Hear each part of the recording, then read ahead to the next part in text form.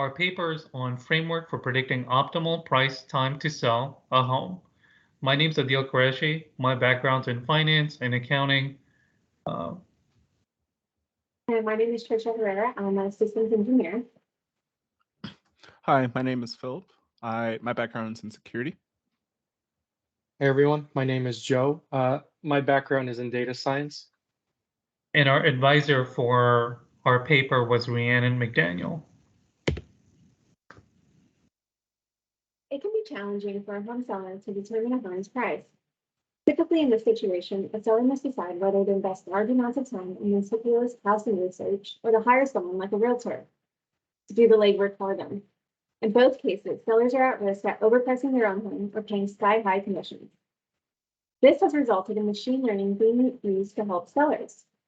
Real estate appraisal tools have grown in popularity because of public information about things like property values, tax assessments, title documents, and purchase prices. But that's not all that goes into appraising a home. There are many exogenous factors like a pandemic or economic changes, and endogenous factors such as location and HOA fees that can impact the value of the home. So I know you're all wondering, why would we use machine learning in real estate? Isn't that used for fraud detection or email monitoring? Today, machine learning and algorithms are part of real estate. Among the biggest players in the business are Zillow, Redfin, and Tricia. They all use machine learning to help sellers set the price for their home. For example, Zillow has an estimate tool that provides home value data on more than 104 million properties. It uses machine learning-based neural networks and data from various sources that react to market trends. This estimate then predicts a home's value, but what this estimate doesn't factor in is inflation. Every aspect of the economy is affected by inflation, including consumer spending, tax policies, and real estate. It's important for home sellers to understand inflation because it can reduce their gains.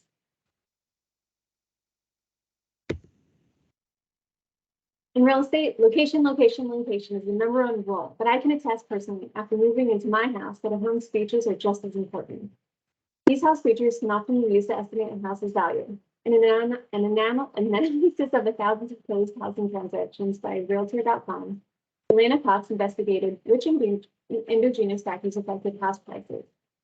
Cox outlines 4 aspects of a home that sellers are most interested in: ceiling holes, views, proximity to outdoor activities, and square footage. This research uses machine learning to identify key factors that affect prices in order to make the recommendation.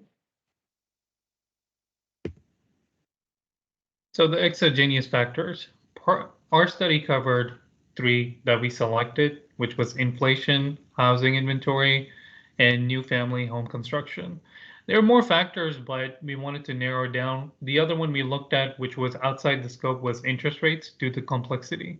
So when we say inflation, what we're talking about is when inflation is up or down, it has a big impact on the housing cost, from the goods material, from interest rates, from buying power, and housing inventory. Depending on what's available on the market, you have the ability to adjust the price. Now, if there's if there's a shortage of housing inventory, then the house prices are normally going to rise.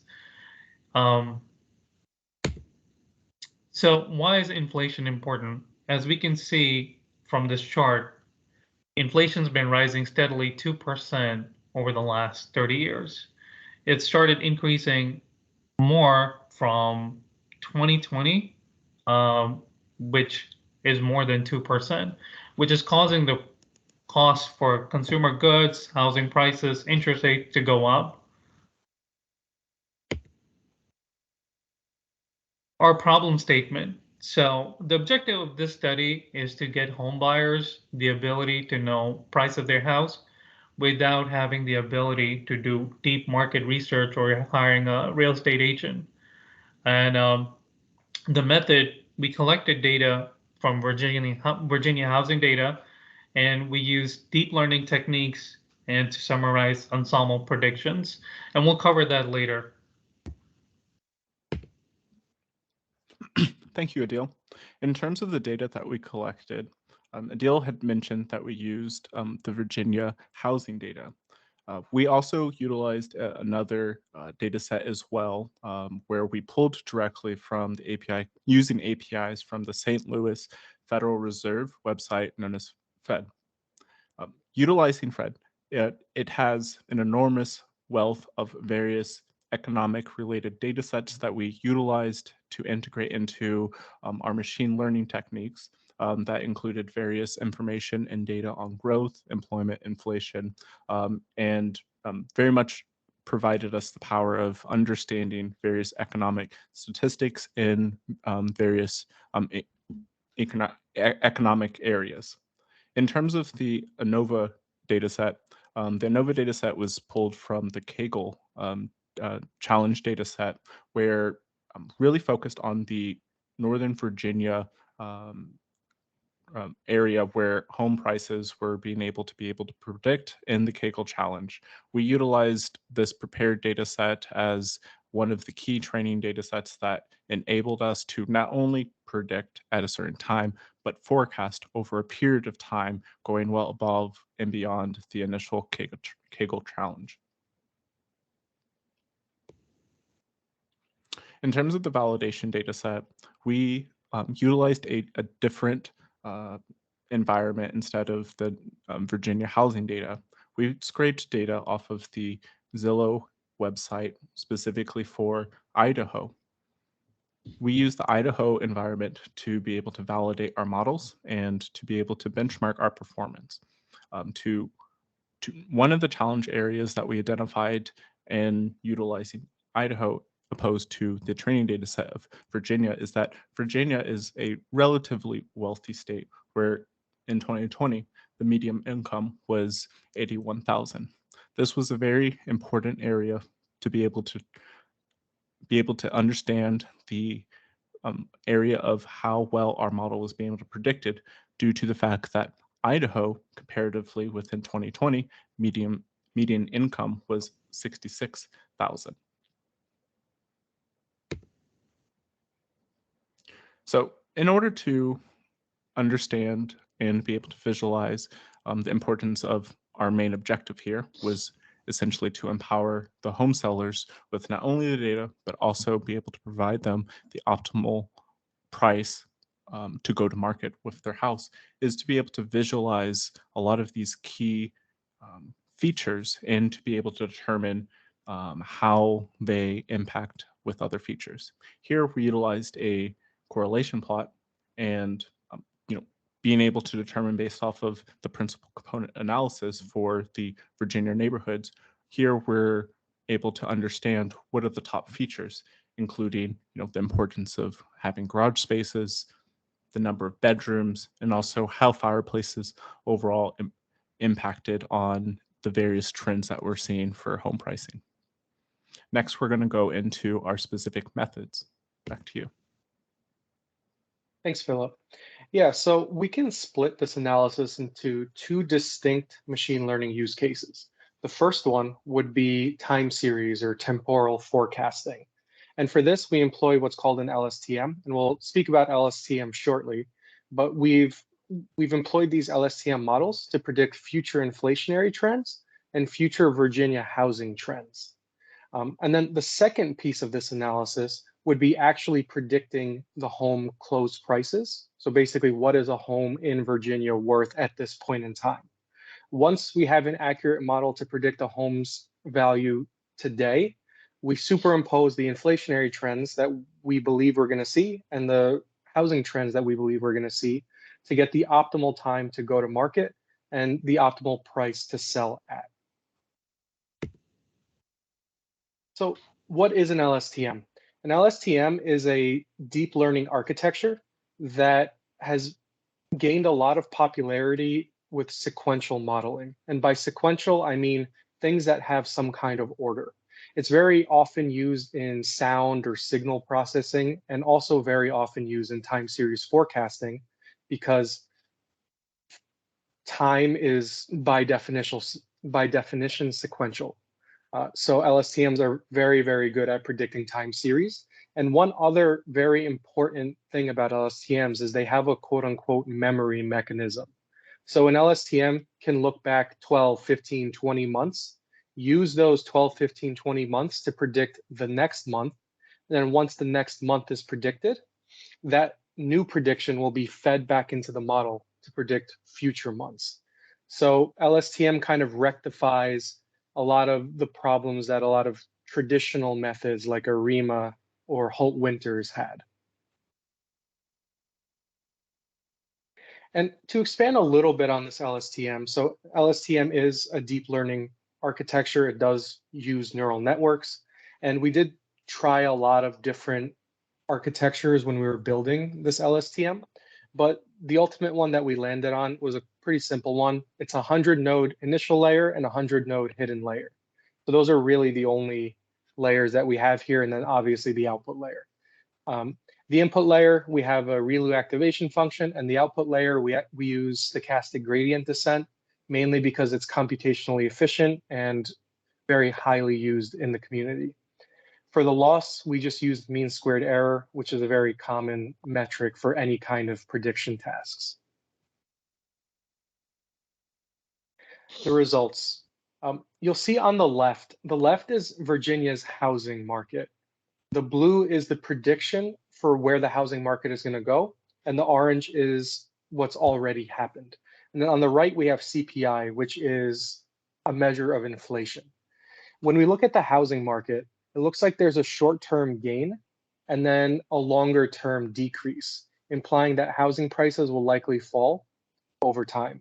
Then with CPI, we see a short-term correction, so it's going down a little bit, and then it's going to steadily start to rise up.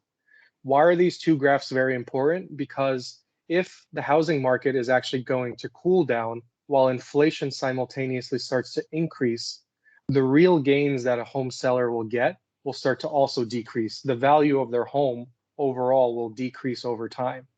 So that kind of gets at the core of what this framework is showing, is that there's an optimal time to go to market with a home and also an optimal time, an optimal price to sell at.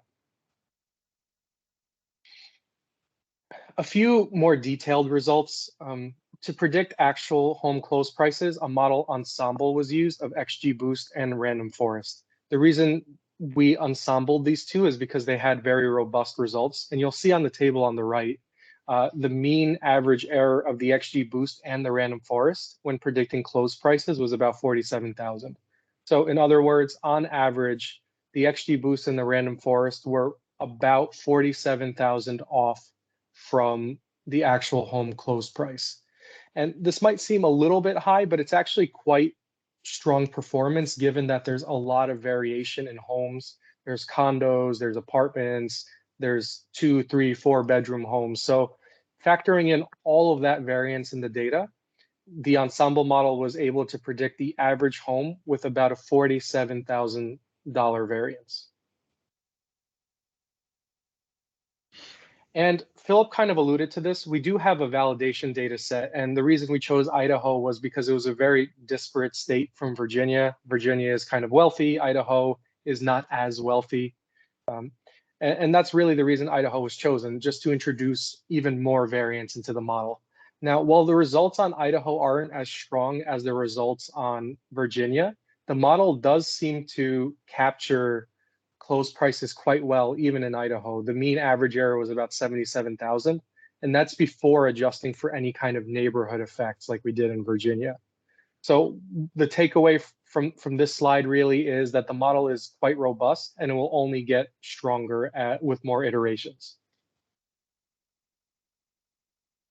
And this isn't a core kind of analysis in the model, but it is a byproduct of the model. The model can kind of show what the quote unquote next best action is. Is it to change carpeting to wooden floors? Is it to add a kitchen island based on the neighborhood? And the algorithm will actually factor this into the prediction when telling the homeowner what the optimal time to sell a home is. For example, if inflation is going to go up, housing prices are going to go down, it may not be worth it to invest 2 months into replacing wood, carpeting to wooden floors. Or it may be worth it depending on how the trends, what we see in the trends. So that's kind of an auxiliary, kind of like an additional aspect of the algorithm. Thanks, Joe. So immeasurable factors, these are data points that we couldn't capture in the data, but they do affect the housing price.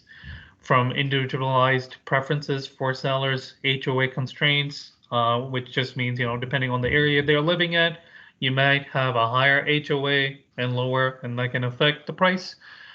Seller bias, depending on, some sellers might not sell to every person.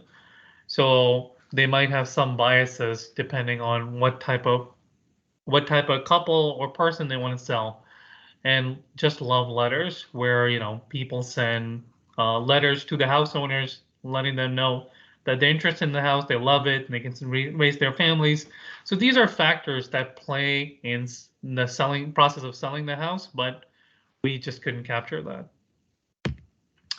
Discussion and ethical. All of our data, we didn't collect any personalized information of homeowners. All of it that was used, we made sure it just had address, the house prices. So, and one of the ethical dilemmas, even with our study, is this is an automated tool, and it does cut into real estate agents. As effective as this tool becomes, it kind of cuts the need for them in some areas where we empower the sellers to be able to use this tool to know, what their price will look like compared to, going back to the agent to figure out, if I added, wooden floor or, any additional items, would that affect? So we feel like that's one of the ethical challenges for this. So to conclude, this research aims to reduce the friction in the home selling process by equipping sellers with a comprehensible framework that predicts the sell price of a home, determines the optimal selling period, and recommends ways to increase a home's value. An ensemble of a few models was developed around Virginia's real estate market. The model came within $47,000 of the actual closing price. After testing the model on a data set from Idaho, we found that the model provides relatively accurate results despite Northern Virginia's vast differences in income, demographics, and unique home features.